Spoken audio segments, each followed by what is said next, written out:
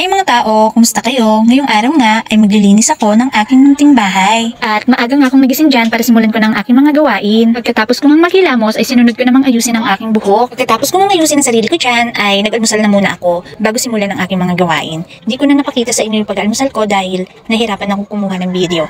Kaya yung naipakita ko na lang itong nagliligpit ako sa loob ng kwarto. Tapos nung mag-ayos sa loob ng kwarto ay dumiretso naman ako dito sa labas ng bahay namin para magwalis-walis ng kalat. Habang ako ay nagwawalis-walis dyan guys, yung asawa ko naman nandiyan din. Nag-ayos siya ng kanyang motor. Katapos ko nga guys magwalis sa labas ay dumiretso na ako dito sa lababo ko para iayos ko na yung mga nahugasang plato, baso at kutsara. Hindi naman guys sa pag-iinarte ha. At lalong hindi rin naman po ako mayaman para mag-inarte. May ugali lang po talaga ako guys na talagang ayaw ko talagang na tatambakan ako ng mga hugasan. Kasi guys parang gusto ko lang naman guys ng kalinisan, ng kaayusan ng aking mga kagamitan, ganyan. At para malinis din tignan ng aking munting lababo. Kung nga pala guys magligpit ang mga kagamitan sa kusina ay nagpunas-punas naman ako dito banda.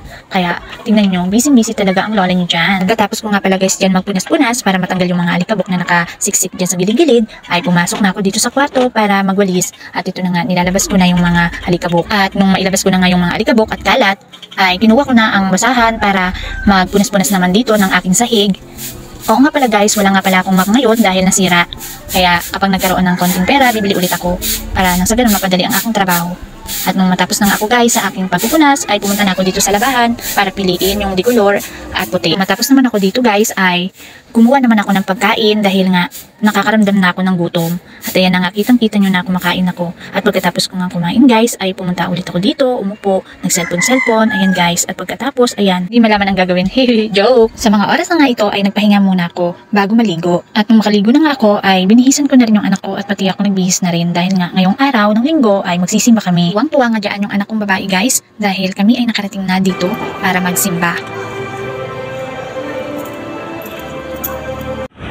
Pagkatapos nga pala namin guys magsimba ay dumiretso na kami dito sa palengke para mamili ng aming uulamin para sa tanghalian. Pagkatapos nga namin mamili guys ng uulamin ay umuwi rin kami agad. At ito naman po pala yung nabili kong isda na lulutuin ko.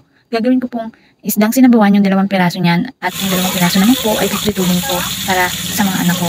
Gusto kasi nila yung pritong isda kaya ayan nilutuan ko sila.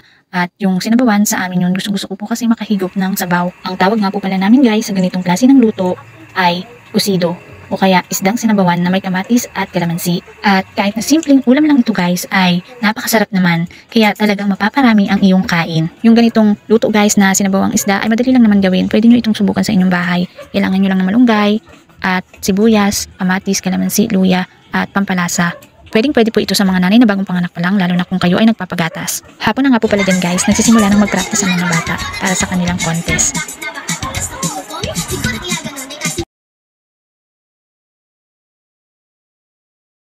Pagkatapos nga po pala guys ng practice ng mga bata ay dumaan nga pala ako sa grocery para mamili ng grahams at mga gatas na kakailanganin ko sa aking gagawin na panghimagas. Wala nga po pala ako guys mixer kaya naman pinahalo-halo ko na lang sa asawa ko ng mano-mano. Kaso nga lang panireklamo naman na nangangalay na daw ang braso niya. Kaya naman sabi ko sige itigil muna, okay na yan. Plano ko talaga guys bumili ng mixer kapag nagkasobra-sobra na kami para mapabilis at hindi na kami mahirapan sa paghalo-halo ng ganitong panghimagas. Ayan guys, sa tingin pa lang ay napakasarap na. At dahil tapos na rin kami guys sa paggawa ng aming panghimagas, ay dito ko na rin puputulin ang video na ito. Salamat po sa inyong panunood. God bless. Bye-bye!